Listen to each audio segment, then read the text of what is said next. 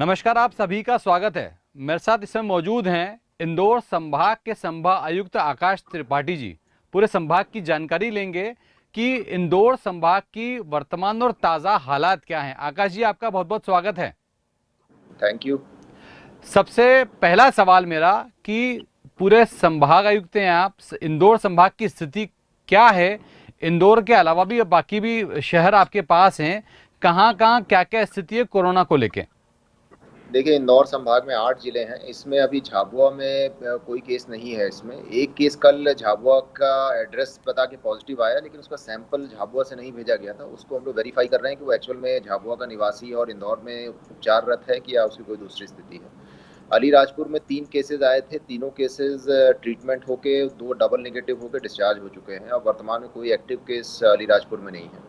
इसके बाद बड़वानी की बात करें तो बड़वानी में 26 केसेस थे। उसमें से 20 केसेस डिस्चार्ज हो चुके हैं। 6 के एक्टिव केसेस केवल वहाँ बचे हैं। खरगोन में अभी जो स्थिति है उसमें 77 केसेस हैं खरगोन में।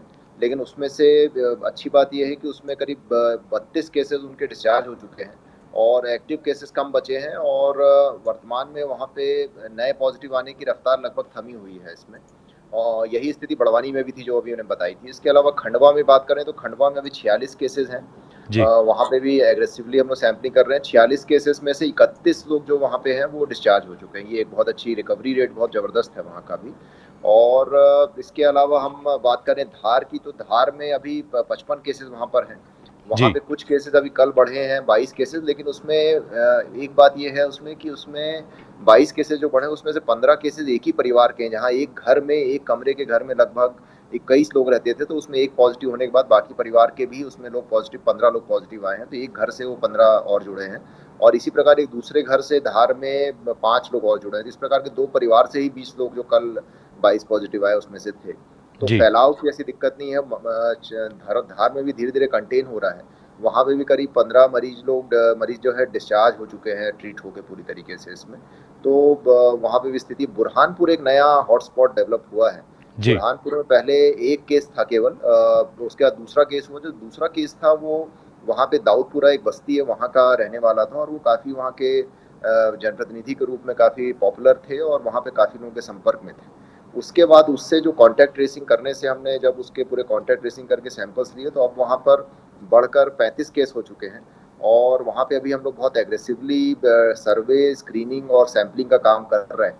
और प्रयास ये कर रहे हैं कि पूरी तरीके से जो इन्फेक्टेड एरियाज हैं उनको और लोगों को चिन्हित कर लें और उसका इलाज करें। तो बुरहानपुर में भी ये बिल्कुल एक नया हॉटस्पॉट डेवलप हुआ है अभी फिलहाल इसमें।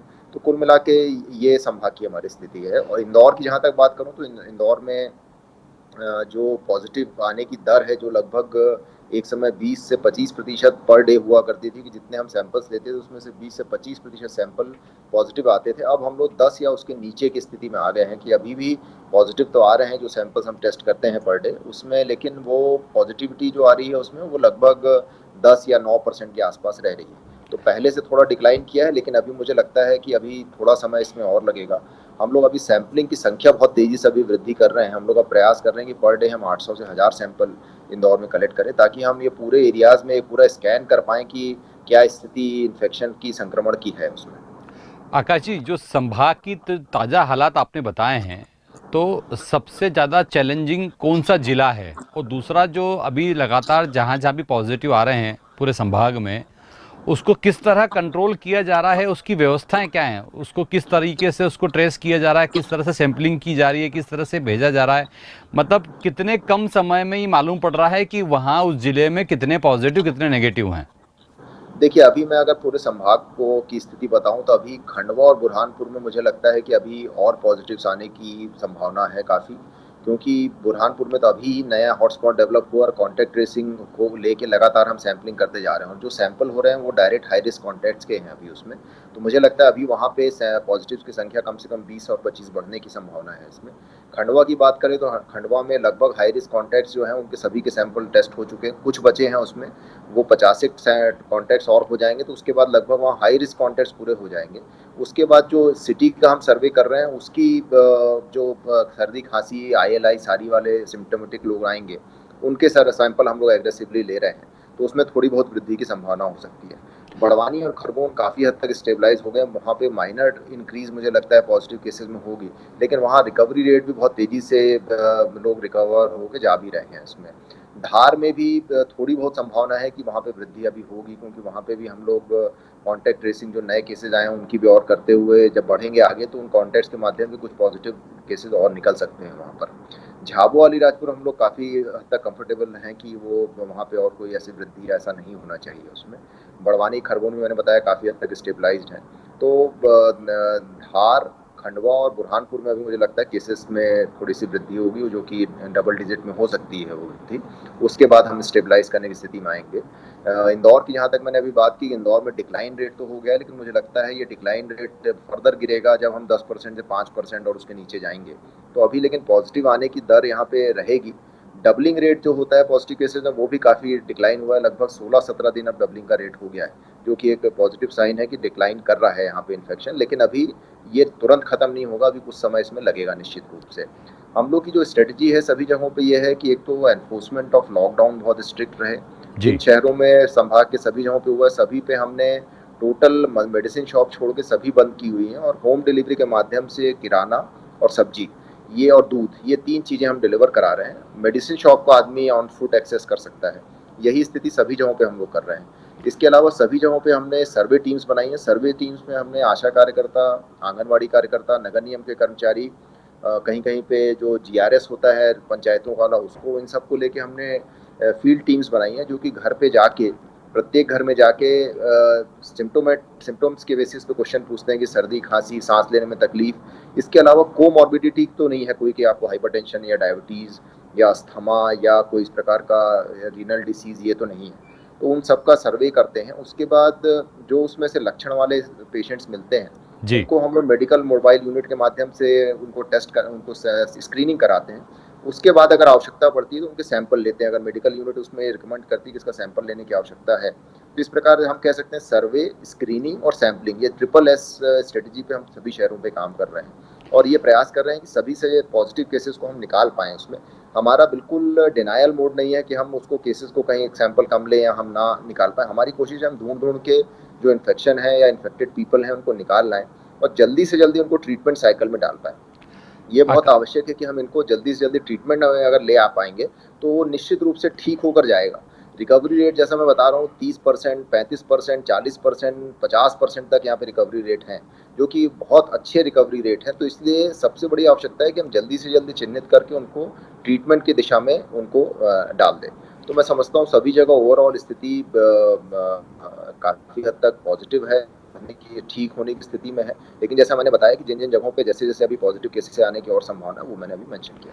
आकाश जी, जैसे जहाँ भी संभाग में जहाँ-जहाँ और पॉजिटिव पेशेंट आने की संभावना है, इंदौर है और भी ज़िले हैं आपके पास, तो सबसे बड़ा सवाल ये खड़ा होता है कि उनका इलाज बेहतर हो। ये अच्छी बात है कि लगातार टेस्टिंग हो रही है, लगातार उसको स्क्रीनिंग की जा रही है, लगातार ये चेक किया जा रहा है कि ये संक्रमण फैला कैसे है। पर एक आम जनता के मन में एक सवाल भी आता है और एक डर भी रहता है कि उनका इलाज प्रॉपर तरीके से उसका क्या रेट है, उसका क्या मापदंड है। मतलब देखिए इसमें एक आम आदमी ये कैसे इंश्योर करेगा कि उसे कोरोना हो गया है, वो फैलेगा नहीं, आपने कंट्रोल कर लिया, उसका बढ़िया इलाज हो रहा है, लाखों का बिल उसे नहीं मिलेगा हाथ में। और ये भी एक भ्रांति बनी हुई है कि उसका इलाज कौन करेगा, सरकार करेगी, प्राइवेट हॉस्पिटलों की क्या गाइडलाइंस है, थोड़ा सा इसको ब्रीफ बता देंगे तो एक जनता को जो भ्रांति है वो भ्रांति दूर हो जाएगी।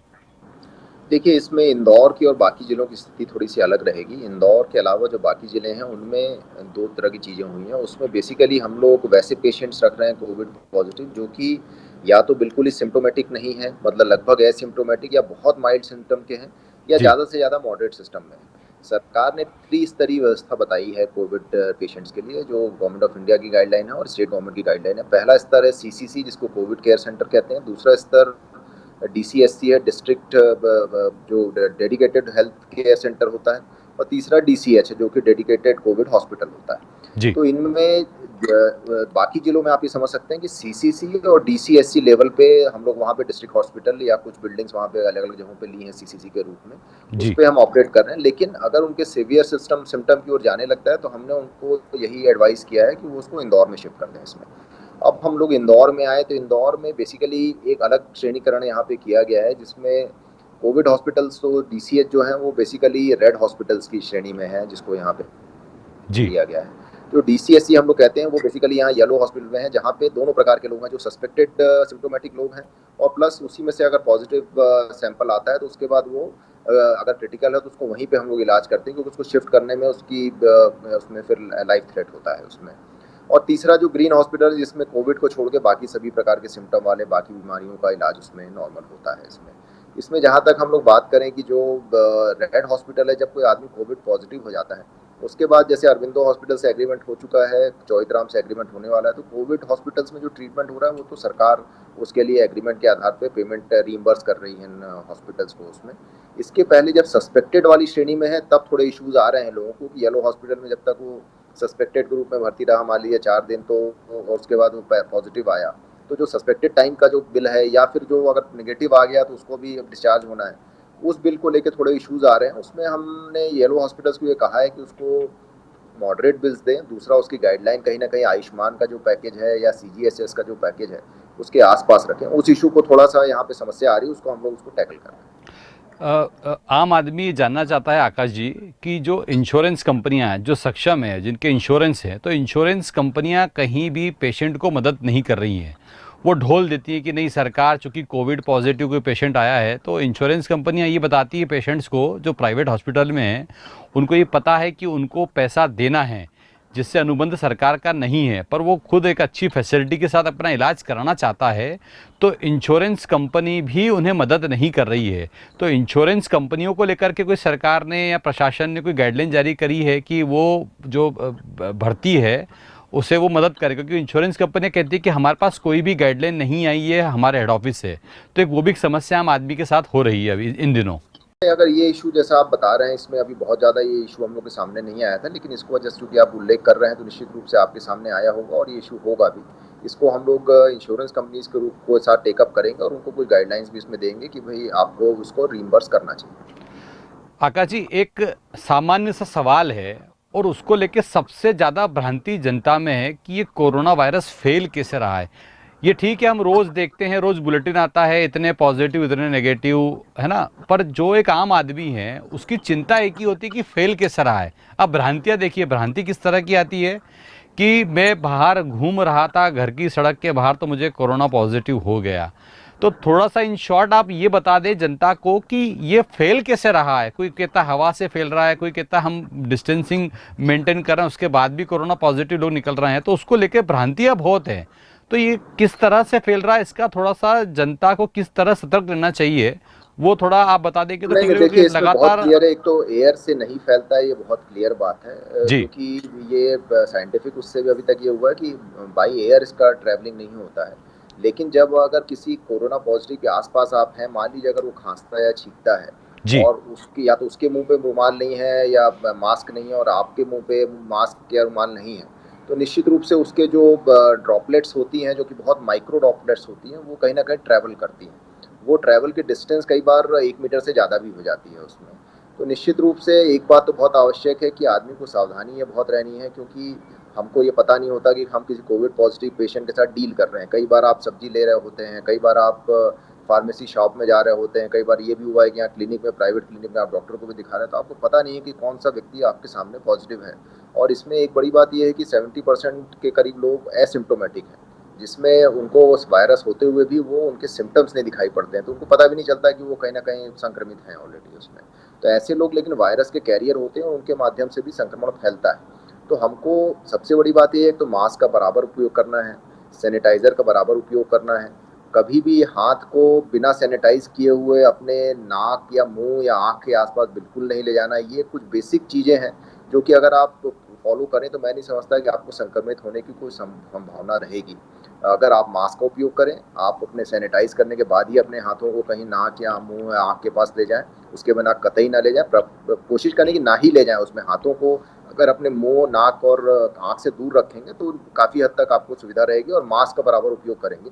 मास्क भी आपका अगर आप कपड़े का भी करते हैं तो कम से कम डबल लेयर तो मिनिमम होना चाहिए। सिंगल लेयर मास्क जो है वो पूरी तरह से प्रोटेक्ट नहीं कर पाता है। तो अगर इसको पालन करें, और दूसरा, अगर घर में कोई कोविड पॉजिटिव निकल आया तो निश्चित रूप से उसको शिफ्ट करने के पहले कुछ समय ऐसा रहता है कि वो रहता है, तो घर में भी अभी ये समय ऐसा है कि हमको थोड़ा सा डिस्टेंसिंग एक घर में भी मेंटेन करनी चाहिए कि बहुत ज़्यादा आसपास से बहुत क्लोज कांटेक्ट में एक दूसरे के ना आए उसमें। ये ऐसा समय है कि इसमें सावधानी रखने, खासकर जो कंटेनमेंट एरिया में लोग हैं या कंटेनमेंट एरिया से जुड़े हुए लोग एरियाज में जो लोग हैं, उनको घर में भी कहीं ना कहीं डिस्टेंसिंग का पालन करना चाहिए बहुत ज़्यादा। और अगर प्रयास करें, अगर घर में भी मास्क का उपयोग करें तो बहुत बेहतर होगा।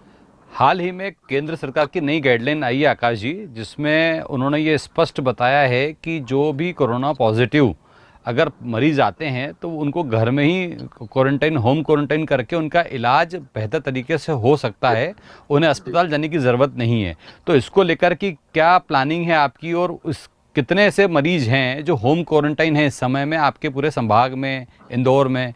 क्या लगता है आपको देखिए, जो उन्होंने? अभी तक इंदौर संभाग के अन्य जिलों में ये होम आइसोलेशन वाली गाइडलाइन के हिसाब से नहीं किया गया है, जी। क्योंकि वहाँ पे अभी एक तो पेशेंट की संख्या भी बहुत कम है। एक्टिव पेशेंट मैंने बताया, ज़्यादातर लोग डिस्चार्ज होने के बाद कम बचे हैं उसमें। लेकिन इंदौर में ये होम आइसोलेशन को स्टार्ट किया गया है उसमें। तो उसके लिए गाइडलाइंस बड़ी क्लियर हैं कि घर ऐसा होना चाहिए कि उसमें एक अलग कमरा और टॉयलेट बाथरूम जो है वो उस पेशेंट के लिए डेडिकेट किया जा सके। जी। उसको एक केयर गिवर, या तो फैमिली का ही पर्सन हो, एक केयर गिवर रहे जो उसकी बराबर देखभाल करे, उसके हेल्थ पैरामीटर्स को देखता रहे उसमें, और लगातार उसकी मॉनिटरिंग, वो अपनी खुद की रिपोर्टिंग करता रहे डॉक्टर को, मेडिकल जो उसके मेडिकल ऑफिसर है उसको। और उसमें मेडिकल ऑफिसर का ये असेसमेंट हो कि वो बिल्कुल ही एसिम्टोमेटिक या बहुत माइल्ड सिम्टम वाला केस है उसमें। इसी कंडीशन में ये गाइडलाइन अप्लीकेबल होगी। अदरवाइज माइल्ड से थोड़ा भी अगर सिम्टम ज़्यादा है तो वो निश्चित रूप से सीसीसी या डीसीएससी या डीसीएच जैसा भी उसका लेवल होगा सिम्टम का, उसको ले जाया जाएगा।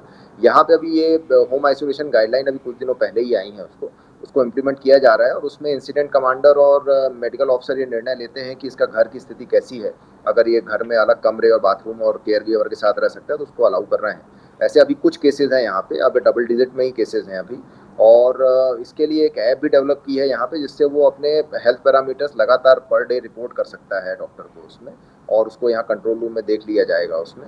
तो उस लाइन पे हम लोग अभी काम कर रहे हैं, और धीरे धीरे जहाँ पे संभव होगा, जिसमें ये फैसिलिटीज़ होंगी, वहाँ पे हम लोग अलाउ कर रहे हैं। लगातार जनता के लोग ये सवाल पूछना चाह रहे हैं आकाश जी कि जो लोग फंसे हुए हैं प्रदेश के अंदर, मूवमेंट करना चाहते हैं, प्रदेश के बाहर जाना चाहते हैं, आपने एक ऐप के माध्यम से लोगों ने अपनी जानकारी भी उसमें भर दी है, पर उसका निर्णय क्या है कि किस तरह से आदमी मूवमेंट करेगा? जो फंसा हुआ है उसको अपने घर जाना है, जो अपने घर पे है उसे इंटर राज्य में अलग अलग जगह जाना है, या प्रदेश में ही कहीं कोई फंसा हुआ है, तो उसकी गाइडलाइंस क्या हैं और उसको कब तक वो देखिए, एक तो इसको बहुत स्मूथ हो क्लियर है कि जाएगा? कंटेनमेंट जोन से कोई मूवमेंट नहीं होगा, ना अंदर ना बाहर। ये जी। बहुत क्लियर, चाहे किसी भी जिले का हो। इसके बाद जो हमारे यहाँ इंदौर की स्थिति है या खरगोन की स्थिति, कुछ जिले ऐसे हैं, उज्जैन, भोपाल, जिनको शासन ने ये माना है कि उनमें स्थिति इन्फेक्शन की ज़्यादा है, काफ़ी ज़्यादा रेड स्थिति में है वो, रेड जोन की स्थिति में। तो वहाँ से अभी लोगों का आना जाना केवल कुछ बहुत ही इमरजेंसी में, कोई डेथ केस हो या कोई मेडिकल इमरजेंसी हो, उसी में केवल अलाउ किया जा रहा है। बाकी केसेस में अभी पूरा एक डेटाबेस बना लिया गया है, जिसमें कुछ बाहर के स्टेट के भी लोग हैं, कुछ हमारे यहाँ ही दूसरे जिलों के लोग हैं, इंदौर में जो लोग हैं कहीं ना कहीं अटके हुए स्टूडेंट्स हैं या माइग्रेंट लेबरर्स हैं इसमें। तो अभी जैसे ही शासन की गाइडलाइन आएगी उनको किया जाए। अभी आपने देखा होगा माननीय मुख्यमंत्री जी ने बाहर के स्टेट्स के मजदूर यहाँ पे बुलवाए हैं, कुछ जी। स्टूडेंट्स भी कोटा से बुलवाए हैं। और अभी अंतर जिला मूवमेंट वैसे अलाउ हो गया है, केवल जो ये ज़्यादा संक्रमण वाले जिले हैं जिसमें इंदौर भी शामिल है, उनके लिए अभी डिसीजन होना है। जैसे ही वो डिसीजन होगा, उसके बारे में मेडिकल चेकअप और कैसे करके उसकी गाइडलाइंस हो जाएंगे, उसके बाद हम लोग ये मूवमेंट कर पाएंगे। अभी लोग अपना जो जानकारी भर दे रहे हैं वो हमको उस काम आएगी, क्योंकि एक डेटाबेस रेडी रहेगा तो उस हिसाब से डिसीजन लेने में सुविधा होगी। एक और भ्रांति बड़ी तेजी से फैल रही है इंदौर में आकाश जी, 3.0 जो लॉकडाउन थर्ड स्टार्ट हुआ है उसमें किस प्रकार की छूट ग्रीन जोन वालों को मिल रही है, ये लगातार नेशनल टीवी से लेकर के नेशनल मीडिया बता रही है, पर इंदौर की जनता ये जानना चाहती है कि इंदौर की स्थिति क्या रहेगी। जो 3.0 चालू हो चुका है लॉकडाउन, इसमें क्या क्या बदलाव होंगे, किस किस तरह की छूटें आम जनता को मिलेंगी? देखिए, इसमें लोकल एडमिनिस्ट्रेशन बस इस बारे में निर्णय कर सकता है, जो गाइडलाइंस आई हैं उनको ध्यान में रखते हुए। लेकिन डिस्ट्रिक्ट क्राइसिस मैनेजमेंट ग्रुप ने यहाँ पे भी, बल्कि अन्य जिलों में भी, खरगोन में भी, वही मैं बात करूँ, वहाँ पे भी यही स्थिति हुई, बाकी जगहों पे भी ये हो रहा है कि कंप्लीट लॉकडाउन अभी कंटिन्यू करने का ही डिसीजन हुआ है। ऑलमोस्ट सभी जगहों पे 2 वीक एक्सटेंड करने का हुआ है, जहाँ पे इन्फेक्शन ज़्यादा है, चाहे वो बुरहानपुर हो, चाहे खरगोन हो, चाहे इंदौर हो उसमें।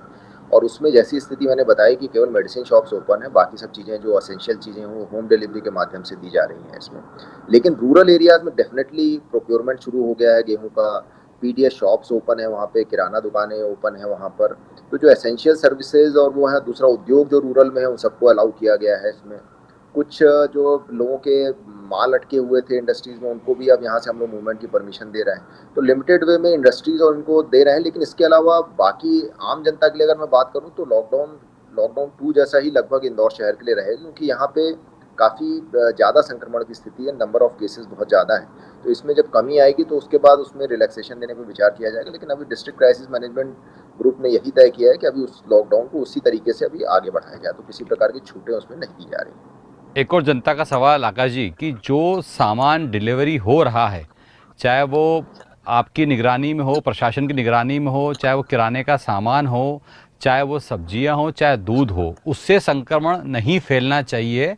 उसको लेकर भी लगातार सवाल जनता कर रही है कि ये बात सही है कि पूरे प्रिकॉशन के साथ आप दूध बंटवा रहे हैं, पूरे प्रिकॉशन के साथ आप सब्जी बंटवा रहे हैं, पूरे प्रिकॉशन के साथ किराने का सामान भी आ रहा है, पर इससे संक्रमण न फैले कि डर है लोगों में। नहीं, देखिए ऐसा है कि एसेंशियल सर्विसेज और या कमोडिटीज़ जो हैं वो तो वैसे भी इंसान को लेनी ही होती हैं, चाहे हम नॉर्मल टाइम की भी बात करें, जी। वो आदमी खुद प्रोक्योर करता है। अभी प्रयास यही किया जा रहा है कि अब सब्जियों को हम लोग सैनिटाइज करा के उसके करके दे रहे हैं इसमें। सामान में भी ये प्रयास कर रहे हैं कि भई वो एरिया जो किराना दुकान हो ऐसे ना हो कि कोई इन्फेक्टेड फैमिली से हो या वो हो। लेकिन इसमें जनता को खुद भी अपनी थोड़ी-सी ध्यान रखना पड़ेगा कि कोई भी पैकेट या कोई भी वस्तु बाहर से आती है, उसको निश्चित रूप से गर्म पानी में अगर संभव हो तो कर सकें उसको, या अगर कोई पैकेट है तो उसको सैनिटाइज़र से उसको हाथ में लेके उसको ज़रा उसके एक्सटर्नल पार्ट को सैनिटाइज़ कर लें। कोई भी व्यक्ति अगर घर में डिलीवर कुछ भी करने आ रहा है तो उससे मास्क लगाए बिना ना मिले उससे, और डिस्टेंस रख के दूर से ही उससे प्राप्त कर ले कोई भी पैकेट या इस प्रकार से है। तो ये सावधानी हर व्यक्ति को खुद भी रखनी पड़ेगी। कोरोना के साथ एक हमको सह अस्तित्व बनाना पड़ेगा, उसके लिए सावधानी सीखना और उनका पालन करना बहुत आवश्यक रहेगा। हम लोग जो संभव हो सकता है वो सब चीज़ें कर रहे हैं कि इस प्रकार का कोई इन्फेक्शन हम ना जा पाए, लेकिन अपनी खुद की सावधानी भी सभी को रखने की आवश्यकता है। आकाश जी, इंदौर की जनता से आपकी क्या अपील है और इंदौर की जनता से, आपके संभाग से, आपको जनता से क्या सहयोग चाहिए?